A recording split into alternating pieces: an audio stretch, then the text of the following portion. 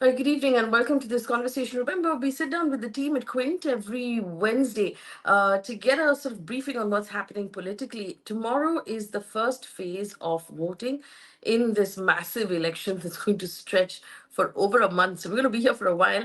But we have interesting guests joining us today. Mr. Javed Ansari, senior journalist and opinion. I deeply respect him. So glad he was able to make time to join us today. We also have Manish Anand, who's a political analyst, and of course, Aditya Menon, political editor at the Quint. Gentlemen, good evening. Thank you for joining us. Um, we start voting tomorrow, but unlike previous elections, we're going to be voting for a while, so we're going to go phase by phase in this interesting state that is up. All of Tamil Nadu will be voting tomorrow. All of Uttarakhand will be voting tomorrow. About 102 seats. So we're going to look at two things. One is the manifestos, which are finally out, so we can compare and what's likely to happen in this first phase. But I just want to get a point of view from each of our guests in first. Mr. Ansari, you first. Um, from what since the last time we spoke, several things have happened, including, of course, the manifestos being released by the BJP and the Congress Party. What is your reading so far? It does seem like the BJP is just offering a continuation of the Prime Minister, but they haven't, sort of given any clear path other than those two, three things that were already on their list. Manifestos matter mostly in television studios and on editorial pages. Devi Lal used to say that if you tear off the first 2 pages of the manifesto, all manifestos read the same, and nobody actually votes Bothers to read it. based on voting patterns are not based, voting choices are not based on what the manifesto contains. But be that as it may, yes, the BJP clearly is tickling the aspirational palate of India's voters. There is an Urdu couplet, "रहने को घर नहीं है सारा जहां हमारा." I mean, there are over 60 crore people in this country still do not earn, barely earn 100 rupees per day. 80 crore people need to be provided free meals, free rations. This tells you a story. Where there are stomachs to fill, we are talking of landing on the moon, as if to say the gold dust from the moon will fill our tummies. I don't know.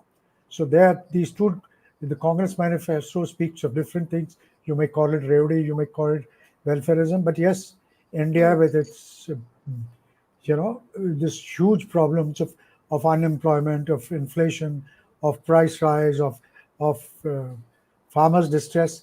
People, yes, people need help.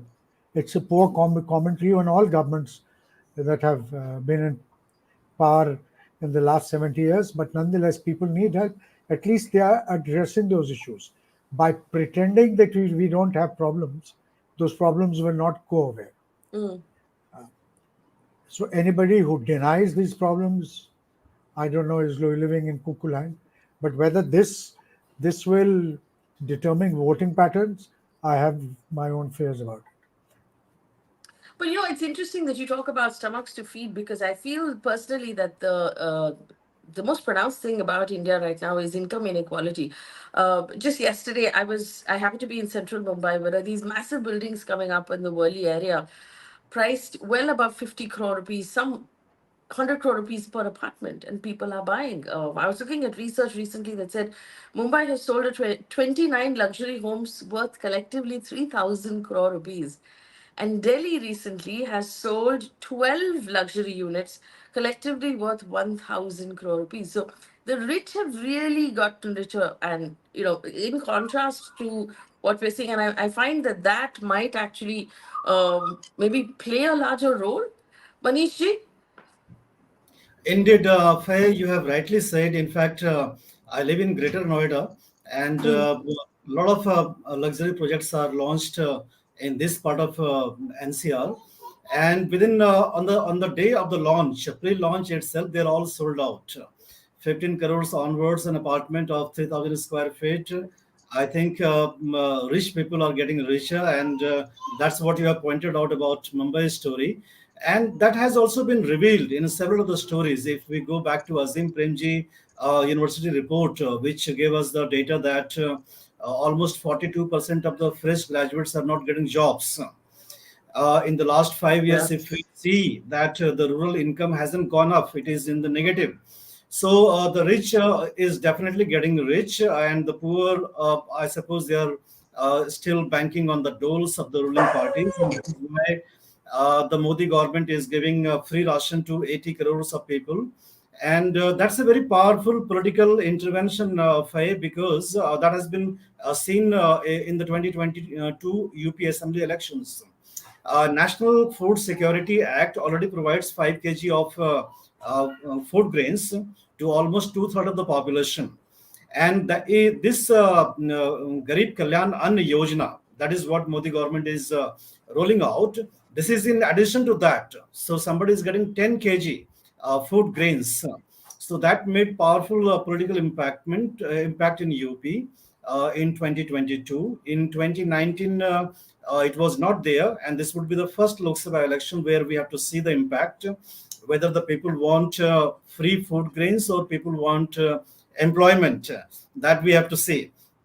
But talking about manifesto, as Javed Saab has said, that it is just about catering to the aspirational India that the BJP is sticking to.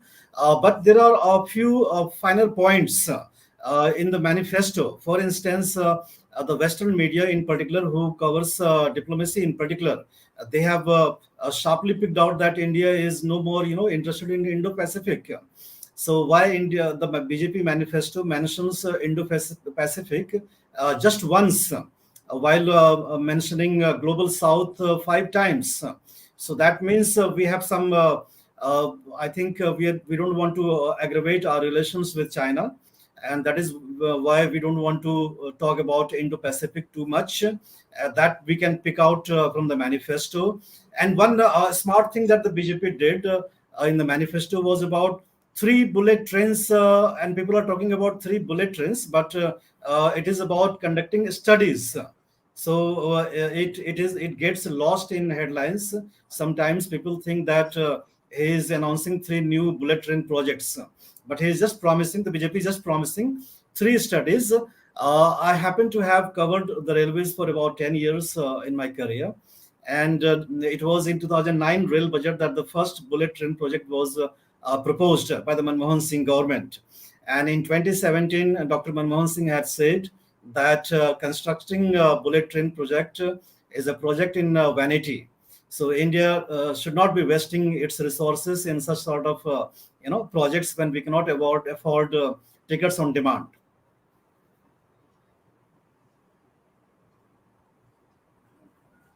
Yeah, I'll Fahim. bring in Aditya as well.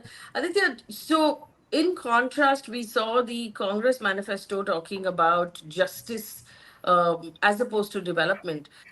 Again, if we consider what Mr. Ansari has said, that manifestos are only relevant in news studios and people really don't read them. Um, Going into the first phase of voting, is No, no, India Bloc Faye, looking? Faye, Yes. small correction. I said, I doubt if manifestos determine voting patterns. If voting patterns. So that was going to be my question. Are you seeing any sort of response to these manifestos on the ground, or is it really what we are seeing in terms of campaign, social media, large speeches that are being made that are getting picked up? So at least in Karnataka, I think this entire catchphrase of guarantees generated a Mhm. lot of buzz, both from the side of the BJP and the Congress.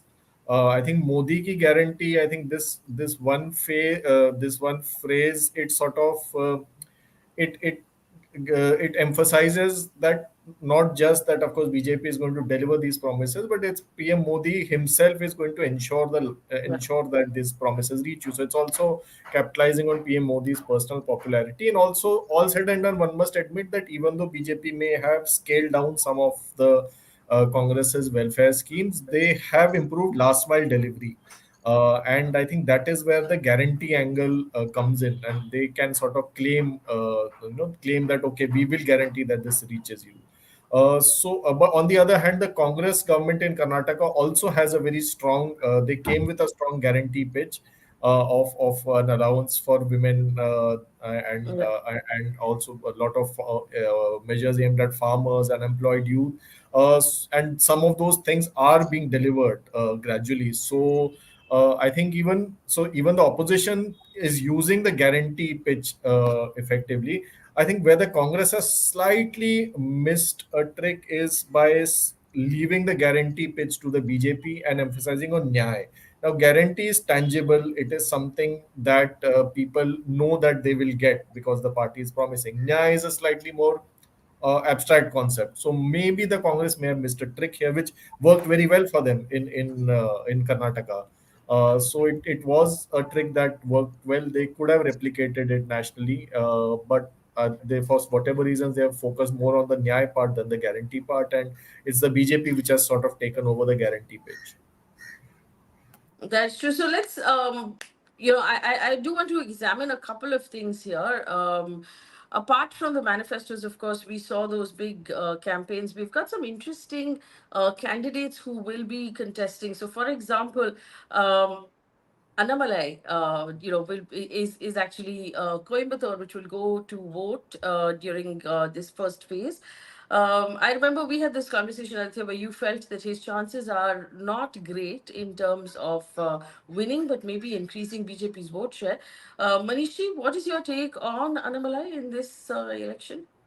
I think Prime Minister Narendra Modi, since the date announcement of the poll date by the Election Commission, has gone to Tamil Nadu 4 times.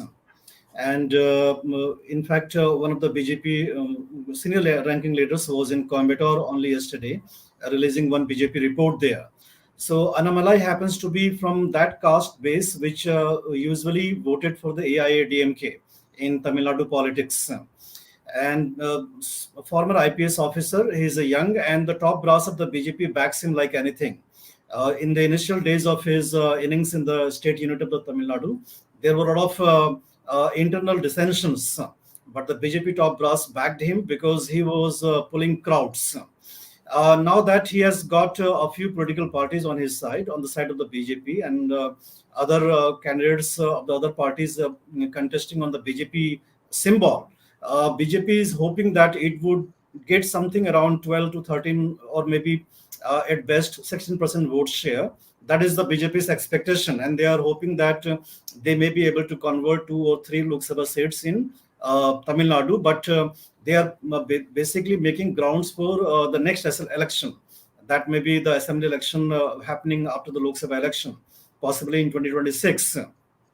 And if I take you back to the 2009 2012 assembly elections in UP, BJP had canvassed very strongly, and the party was in shambles in the state. Nobody was taking the party seriously.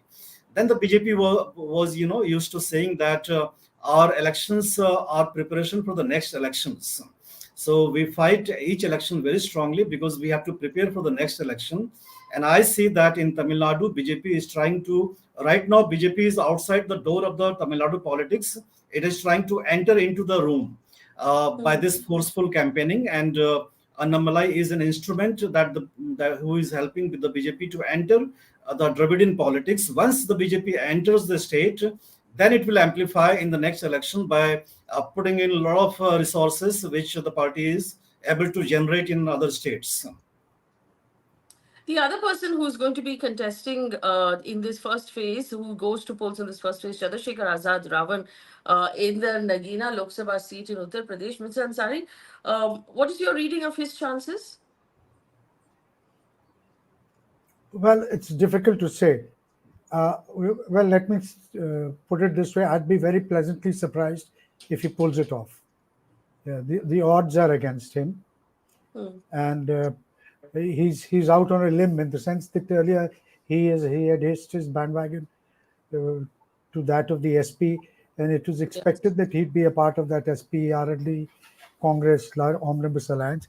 In the end, the wheels have come off, and it's just the Congress, the SP, and the Congress there. So if Raman does pull it off, it'll be a pleasant surprise for a lot of people, including me. But if I was a betting man, I won't put my money on that. But it's interesting, he's going up, Aditya, in this constituency against the BSP. So really splitting those Dalit votes. And he's got an interesting appeal at this point. He's talking about social transformation. He's talking about the rule of the poor and the poor taking over the administration, no longer leaving government to rich. So a young man with a different sound, maybe, in this election. Yes, he is of course he is an exciting new figure in UP politics, and I think we need to watch this space. But it's a difficult seat. He's the I think Nagina is in Bijnor district, and the combination he's trying to tap in is Jatav Dalit and Muslim, and he's trying to consolidate the votes of these two communities. But increasingly UP is also becoming bipolar, and it's either people are voting for the BJP or against the BJP and for the SP and Congress alliance. So maybe Azad and BSP might get squeezed a little. I think Javed sir is trying to make a point. Yes. No, no. You mentioned the fact that Nagina is also a part of Bijnor. Bijnor was where Mayawati made her first electoral debut. That's where Paswan also once considered. So there's a large concentration of the SC vote there, particularly of Jatavs. And Jatavs is the subcaste to which Mayawati belongs. She has a stranglehold. He's trying, if you speak to his politics at the moment is similar to that of the to what the BJP is doing in the south. It's not so much about winning, but making a dent, getting a foot into the door, getting onto the bus, trying to create some space for himself. But Ravan's only problem, unlike the BJP, is he lacks consistency. You know, he he needs to emulate Kashiram, the Dalit icon. Kashiram contested hundreds of elections, lost almost all of them, but that didn't set him back. He used to. I have seen him. I've covered those elections where he pedaled on a cycle with just three other followers with him in the scorching heat of Allahabad. Nobody gave him a chance, and I asked him. I said, "आप क्यों अपना time यहाँ waste कर रहे हैं?" This was that election in which VP Singh was riding the waves. He says, "ये आज के लिए नहीं है, ये भविष्य के लिए है." So Ravan needs to take a leaf out of Kashiram's book and put in the hard yards. And even if results don't, even if he doesn't get elected now, who knows, some time from now, because Mayawati is on the downslide. And that Dalit vote, somebody needs to step in and fill that vacuum. Or else there's the BJP, a large section of it has already gone across to the BJP, and then parties like the Congress, which are waiting on the sidelines to gobble it up. So to preserve that vote, to preserve that identity and that brand of politics, Ravan needs to come good, and he needs to put in those hard yards. Well, Aditya, the other thing I meant to talk to you about, and in the BJP manifesto, reiteration of uniform civil code, and I know that your team at Quint has done a lot of work on uniform civil code. We've seen Uttarakhand, that will vote this week, has already passed one version of it. Is it likely, if the BJP comes into power, that is the same version we'll see in the center as well? Or Quite some likely. development Quite of it? likely. Uttarakhand is in many ways their laboratory for a lot of the pro-Hindutva policies. I think both for uniform civil code, for this so-called love jihad laws, for the demolitions of shrines, of Muslim shrines that are taking place, even of sort of what they call chasing away of Muslims from certain areas in high reaches of Uttarakhand, like Uttarkashi. So it's really a hotbed of Hindutva politics. So a lot of, I think, what is happening in Uttarakhand now may just get replicated at the center. And Pushkar Dhami is a handpicked CM by PM Modi. He was made CM despite losing his own seat in the assembly elections. So I think, yeah, the Uttarakhand model could likely be the blueprint for the national uniform civil code. Manishji, do you agree? Indeed, what Aditya is saying is indeed correct. That uniform civil code has been in the BJP manifesto in the past also, And we have heard from the voices of a few ministers that the tribals may be excluded from the scope of the things of the Uniform Civil Code that the center may bring Mm, about. mm, But there had been apprehensions in the first and the second term of the Modi government about Jains and Buddhists and several other aspects about their personal laws. So it's a very complex kind of a thing, and I don't think they will presently go forward and implement it. It will take a lot of time, and they may spend a lot of time in the discussion, and they may, for a change, refer the matter to even the standing committee, which sadly has become hardly non-functional. In fact, they have become. mm. But Faye, I wish to just take a few minutes and go back to Javed Please. Saab on Ravan, Chandrasekhar Azad Ravan, because Javed Saab is our senior. Ravan has been into a very radical politics, and he's not a new thing. 2019 Lok Sabha election, we had seen him. In the Rajasthan Assembly election, he tried alliance with Hanumant Beniwal. In both the elections, we did not find anything positive coming out of his efforts. But in Mayawati, this time again, we see that Mayawati has fielded Brahmin candidates in Eastern UP. She has fielded Muslim candidates in Western UP. She has her core Jata vote base with her. So only Dalit politics can only Dalit politics give you seats? That is my question, because Mayawati has been adding on a few more castes, and that is why she came to power in 2007. No, it can't. Dalit politics alone will not get you enough seats. It has to be in tandem, in an alliance with other castes. Every time she succeeded, once she managed to get the Brahmins and Muslims.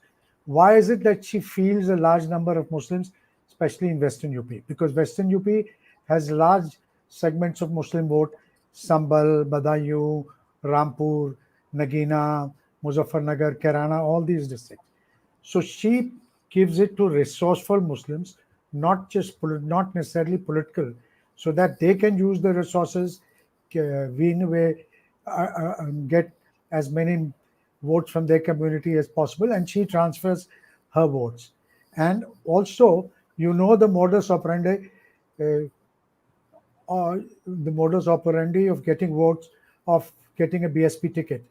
The people purchase those tickets, and there are a lot of resourceful people, especially in the meat trade in Western UP, who feature on a list of candidates, and that's why every time after the elections, the maximum desertions happen from her party. Mm. As I wanted to say something on the UCC, if you can permit me, Please. they won't do this in a hurry. This is something they will use for the next elections, 3 years down the line, 4 years down the line. They'll keep the pot boiling. This is one of the many other pots, along with Kashi and Mathura, which will be kept simmering, kept boiling. Because don't forget, there are states like Goa, there are states like Northeast, where there are great sensitivities involved vis-a-vis this. And if they make it only if they make special concessions for these people, or for tribals, say in Jharkhand and elsewhere, and if it is a Muslim only thing, then it loses its sheen. So they need to tread delicately, and they'll do it 2.5 years, 3 years down the line, so that they can milk it in the next elections. I do want to talk to you all about two interesting states that we've not talked about so far. And we were talking about Maharashtra before the show, sort of began and we went on air. Manish was saying that he believes the BJP will find it a little more difficult than last time. The BJP walked away with 23 out of 48 seats in Maharashtra. The remaining went to Shiv Sena, NCP, and a little bit to the Congress, but mostly Shiv Sena, which is then both Shiv Sena and NCP has been broken since then. And for the people of Maharashtra, it's a little confusing because there are two different versions of the Shiv Sena. There are two different versions of the NCP. You don't know which guy is in which party at this point. Manish, do you still see Maharashtra as a challenge for the BJP? Because it Indeed. looks. Yeah, Indeed, go Faye, ahead, please. because I picked up the signal from Raj Thackeray coming on board the NDA. What was the need for the BJP to shake hands with Raj Thackeray in the last days of the election campaigning, or in the run up to the election campaigning? So we know that Raj Thackeray pulls crowd, but they don't vote on his appeal. So this is a non-fact, and BJP knows it very well. So still, the BJP is shaking hands with him. That shows that there is a kind of nervousness in the Saffron camp, and we also know that Shiv Sena cadre, which controls the street in Mumbai and other pocket boroughs, they are sympathetically with Uddhav Thackeray, and the Shinde camp may have to face their anger. So, and the same applies to NCP rebel party also. So BJP is hands in glove with both the factions which are against the popular support base of those two original parties.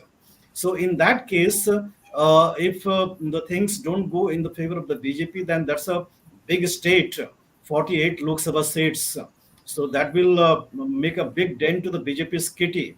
And I don't see very strong, confident sound bites from within the BJP on Maharashtra. That is why BJP is making more focus on southern parts of the country, Telangana, Andhra Pradesh, Tamil Nadu, and even in Odisha. They are making a lot of pitch in Odisha to increase the number of seats, maybe even West Bengal. But Maharashtra, I doubt that 2019 will repeat. Aditya? I think Congress has done something very clever in Maharashtra. They have given more seats to the Shiv Sena than for themselves. I think Shiv Sena is contesting 21 and Congress is contesting 17 and NCP is Mm. contesting 10. So for an average Shiv Sena voter, they are sending the signal that this is the real Shiv Sena and they are being given due respect in Maharashtra politics as opposed to the Shinde Sena, which is being made to contest a much smaller number of seats. Yeah. So I think that's a very clever politics on the part of the Congress, and the NCP base and the Congress base are not particularly different, so they can afford to give lesser seats to the NCP. I think the Congress also sort of propping up Uddhav Thackeray as the real Shiv Sena and hoping that they get the bulk of the Shiv Sena votes in this election. Mr. Ansari, I also want to ask you about West Bengal, but before we go there, do you want to comment on Maharashtra as well? Yes, one pointer to Please. the nervousness in addition to Raj Thackeray is the fact that till now they haven't held the municipal corporation elections. It's 2 years. It's 2 years too late, and there's still no signs of the BMC elections. Why is it? If they were confident, if they were confident enough of winning, they would have. This is a major pointer, and like Aditya and Manish said, the if there is one state where the India alliance is working fairly cohesively, it is Maharashtra. It's Maharashtra. Whatever squabbling has happened is behind closed doors, and it owes to a very large extent to the sagacity and wisdom of Mr. Sharad Pawar and to Uddhav and Congress leaders that they've sorted it out. Sharad Pawar is content to play the role of a minor partner there, so long as they're able to keep the BJP out. And I have a few friends in the BJP, particularly from Maharashtra, and they too don't seem to be too confident. Whatever I gather talking to them, one of them happens to be a central minister as well. He'll win big, he says. He says, "Baki ka mujhe pata nahi." Well, and I also want to talk about West Bengal while we're at it. 42 seats out of West Bengal. So it's the third largest after Uttar Pradesh and Maharashtra. The BJP is looking to do a lot more in that state. And I'm bringing this up because Prashant Kishore did an interview where he said he expects the BJP to do really well in West Bengal. So I want to know what you gentlemen think. Mr. Ansari, I'll start with you. Do you expect that Mamata Banerjee will be given a run for her money? I do expect that she'll be given a run for her money. I certainly don't agree 100% with Prashant Kishore when he says that the BJP will win the majority of the seats. Mamata Banerjee is a lot of things, and one of her strongest points, she's a very doughty fighter, and she still remains rooted, despite being. She still retains the cadre. There's a very active party unit there, and she's working very hard. The fight will mainly be between them. I don't expect like a lot of people in the India Alliance believe that the Mamata Banerjee will run away with it and BJP will recede to single digits. That's not going to happen. But yes, Mamata Banerjee, I won't be surprised if the results are on the same lines as of last time. Okay. Aditya, I was West Bengal? speaking to a BJP leader, and I mean, he was very practical. He said about 12 सीटें उनकी पक्की हैं, 7-8 सीटें हमारी पक्की हैं, बाकी में फाइट होने वाली है. So I think yeah, TMC is assured of about 12 to 14 seats. BJP is assured of 7 to 8, which they cannot lose. Mhm. I think it's a question whether BJP can convert that 7 to 8 and reach 20, or whether the TMC can sort of restrict BJP to below 12. I think that would be the real fight. What I think TMC has succeeded, Mamata Banerjee has succeeded, is she sort of tempered the arrogance of the average TMC cadre, which had become a major negative factor against her. And also, they have managed to somewhat localize the Sandesh Khali effect. Sandesh Khali is not having that much of an impact outside of that region, Sundarbans region. So I think the TMC has succeeded on these two things, but BJP still remains a very formidable force in at least a dozen seats, and TMC will have their task cut out in resisting the BJP. Manishi, your take Uh, on West Bengal? Indeed, what Aditya is saying is correct, and what Javed Sahab has rightly said. We have to also know that Mamata Banerjee has completed almost 15 years in the office. Then she also has a fair share of anti-incumbency against her on the ground. And in 2019 Lok Sabha election, it was stated that left voters had voted for the BJP to punish Mamata Banerjee. This time, left and this Congress are in alliance in West Bengal. So we have to see what do the left voters do in West Bengal. The Matua poll plank was the biggest intervention of the BJP on the poll eve. So that Matua poll plank was a bit countered by the Trinamool by creating doubts, wherein it was stated that if you share documents of your residence in the other countries, then you may be in trouble. After the elections, your stay in India may be questioned. And if NRC happens, then you could be in big trouble.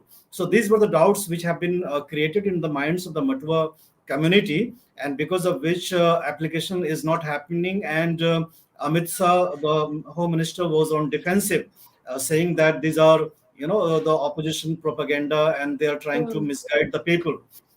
So Matua vote base was a big hope for the BJP. So we have to see whether that plank works or not, because the leadership of Matua is also divided. One faction is with the BJP and one faction is with the Trinamool Congress. So we have to see whether that Dalit vote base comes to the BJP or not. Secondly, Sandesh Khali was a big attempt on the part of the BJP to polarize West Bengal election, because BJP sees West Bengal as a state where Hindu-Muslim politics can bring a lot of dividends for the party, just like Uttar Pradesh. So, as Aditya has said, that Trinamool has succeeded a bit in localizing the issue, so we need to know it. But one thing is missing that goes against the BJP. The kind of inflow of the leaders that was taking place in the run-up to the 2019 Lok Sabha elections in West Bengal is missing this time. The leaders that the Trinamool Congress lost to the BJP in 2019, and after the assembly election, one by one they went back. So that also shows some sort of signal that 2019 possibly is not happening in 2024 for the BJP. I want One to ask one now. question, Yeah, so go Faye, ahead, go ahead. to both Aditya and Manish: will the left and the Congress open their account in the state? Again, the count had gone down to zero, will it? I think the Congress has two MPs, sir. So the Congress leader of House in the Lok Sabha is from Yeah, West he Bengal. appears to be in big trouble. In, Yes, sir. So we have to see if the Congress goes to zero in West Bengal and left doesn't come up, then we will be thinking, Yeah. or rather, we have to think that their votes are going to the BJP. They may not be going to the Trinamool Congress. I think Adhir is definitely in trouble. Yusuf Pathan is turned out to be more formidable than was expected. But I think the Malda seat Congress might win because TMC has sort of given them a bit of a walkover by fielding a weak candidate against the Congress in the Malda seat. So I think it's TMC's policy towards Congress is we'll let your leaders, everyone except Adhir, we don't mind them winning. But Their Adhir we peeve, don't want to their, defeat. their peeve is with Adhir, not with the Congress. I do want to bring up this. We saw the Prime Minister give an interview to ANI. Nothing there that we hadn't already heard, right? There were no questions, unfortunately, asked that solicited any new answers from him.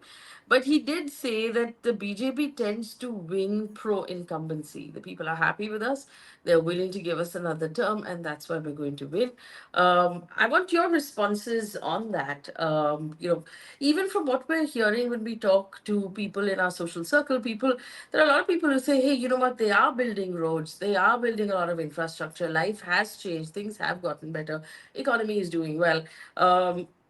Is that the pro incumbency that the Prime Minister is referring to? And does that translate also to the bottom of the pyramid, the people who are working, on the fields, people who are working in delivery, people who are driving taxis, the larger number of votes? Is there a pro incumbency feeling that the BJP has delivered? It's done a good job. Let's give them a third term. In the, Anyone who wants? Yes, Mr. Ansari. amongst the aspirational classes, yes. Hmm. Those at the bottom of the pyramid, they do feel that there are issues: farmers' distress, joblessness, unemployment, inflation, stuff like that. But even they are not convinced if the opposition has an answer to these problems. And that's the big catch. That's the big failing, in my view, as far as the opposition is concerned. Their inability to present a cohesive, to present themselves as a viable alternative, and to present a, a leader who would be able to helm this. Therein lies their problem. So the, you talk to a lot of people, and there are more poor people in India than the rich. You know, there's an India that resides outside Vasant Vihar and Worli and Juhu and Banda. Sorry, Faye, but yes, all these I live in places. Chembur. I mean, Okay, so all these places, but even those people, they are not convinced if the opposition has the answers. and that's the other thing. So when I take this question to Manish ji, pro incumbency for the government of the day, but at the same time, I hear a lot of, yeah, but who else? Yeah, who will we vote for? Nobody seems strong enough.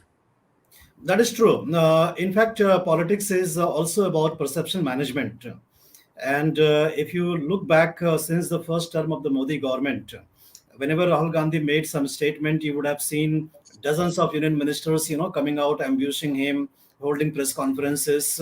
So that was a calculated kind of plan to pitch national politics between Narendra Modi and Rahul Gandhi to turn the politics on personality. So Prime Minister Narendra Modi has even if you look at the BJP manifesto, that is a Sankalp Patra. They don't call it manifesto. So it is Modi ki guarantee. So they are making it very personalized Yes. brand Modi. So in the people's consciousness, in their recollections, it is about okay, we have a Prime Minister, Mr. Modi, and against him, who is there? So, because the opposition hasn't given any face, so naturally people will see that it would be Rahul Gandhi. So, the election is about Modi versus Rahul Gandhi. So that is what the people will think about. But perception management, BJP is always ahead of the opposition because of the resources, the kind of bandwidth that they have, that they can amplify their slogans, and they can reach out even before the election date announcement. In Delhi, we were listening to the FM every 30 seconds. There would be an ad on Modi ki guarantee. So the kind of scale that you see, the kind of investment that the BJP is making on perception management, pariksha pe charcha, you are building your voter base right away. You're looking into future. So these people, when they turn up 18 years of age, they would have already, a kind of familiarity with the BJP and BJP's main mascot. So Pariksha Pe Charcha and so many things are happening which the BJP is able to capture that popular perception. So that is what Javed Saab is saying, that okay, we have got so many things, but we have probably in the rural parts of the country, uh, the kind of migration which is taking place, the rural income isn't going up, the rural consumption is down. Fresh graduates, despite spending lakhs of rupees in higher education, they are not getting jobs. So these are the Yeah. tough questions. If Javed Saab, just giving an example, if he has a son unemployed at home, then he would be unhappy. That despite higher education, my son is not employed. So I think people Manish, will ask Manish, questions. Manish, my son is employed and earning much more than I earned in my entire life. I am unhappy that I am unemployed. I'm Excellent. very happy that my son is employed and employed very well. It's just that I am unemployed. So what I'm saying is that Javed Saab is very he must have invested in his son very passionately, that he is doing great and he should do great. That is our expectation from the Yeah, but you're saying nation. if there is a household where a young person has Yeah, finished college and has not received a job or has not been able to get a yeah, job, that entire household is going to, that's going to weigh on everybody, not yeah. just the young person without the job, is what you're saying. That is what That's I'm trying interesting. to say. Yeah, Yeah. that is what I'm trying to say, and that is what Azim Premji University points out too. Because first, we don't have poverty data. You remember, Mm. Montek Singh Ahluwalia released the last poverty data, that is 32 rupees in the urban areas per day income and 28 rupees in the rural areas. After Yes, that, we I have no. remember. I remember as journalists, we really went after them for setting that bar so low, saying, "What can you get for 32 rupees?" You know that is your measure of poverty. Yeah, I recall So, that. so we don't have any poverty data. We don't have any employment data. So, in fact, I have covered Niti Ayog also, and Arvind Panagadia was the vice chairman. We confronted him many a times that you say that our economy is a jobless job without creating jobs. It's a jobless growth economy. So, where is the data? He would say we don't have any credible data to talk about. So, we don't buy the arguments put forward by the international agencies that our economy is not creating jobs. So why didn't the government come out with those data? Labor survey data was withheld, so we did not get to know what exactly that data Mhm. say. So all the data that you see is about ESIC or EPFO. Those kind of data are collated and told us that a lot of recruitments are happening in the country. But I think many people in our neighborhoods, they are unemployed. The youth are unemployed. In our media, people have lost jobs. People have become YouTubers. Yeah. The print media, the print media strength is reduced to one third, I suppose, in even in New Delhi. So that shows a mirror that we are in big trouble on the front of Well, employment. if Manish, if you're on my show talking about journalists who lost their jobs who are now on YouTube, I think that would make us all No, laugh. That's really showing a mirror. But but I suppose you have got my message, not specifically. no, but I do want to ask you. This is a conversation I've been meaning to ask in a while, and I think that at this point we should ask. Speaking of Robert Vadra, Mr. Ansari, there's still some questions on whether or not he will contest Amethi. Do you think there's a possibility? I don't think, I mean, there's no shortage of ambition there, but I don't think he will be fielded from Amethi or from Raebareli. Don't be too surprised if Rahul Gandhi decides or is allows himself to be persuaded to contest, to also contest from Amethi and Priyanka Gandhi from Raebareli. If the Congress wants to win those two seats, they That's have to interesting. field these two members. And anecdotal evidence from the ground, and because I've covered the Amethi and Raebareli extensively, so I have Mm. a fair amount of contacts there, points to the fact that Smriti Irani could well bite the dust this time. I was just watching YouTube this afternoon, and there were random vox pops being taken. There were people saying he just has to come here. I voted last time for her, but all he has to do is just come here and file his nomination papers and go. And we'll take care of the rest. It may be much tougher than that, but he will Mm, still because win. because Smriti Uh, Irani, we understand, is already on the ground. She's been campaigning quite no, no, heavily. no. She's been on the ground now, but that's fine. The Gandhis have been in there on the ground for the last 40 years, so it's all right. As far as Robert is concerned, he's a legend in his own mind, but it ends there. Manish, do you think that I there's a agree. possibility? I Yeah. agree with Javed Saab. In fact, Wayanad will vote on April 26th, and the nomination in Amethi will begin on April 26th.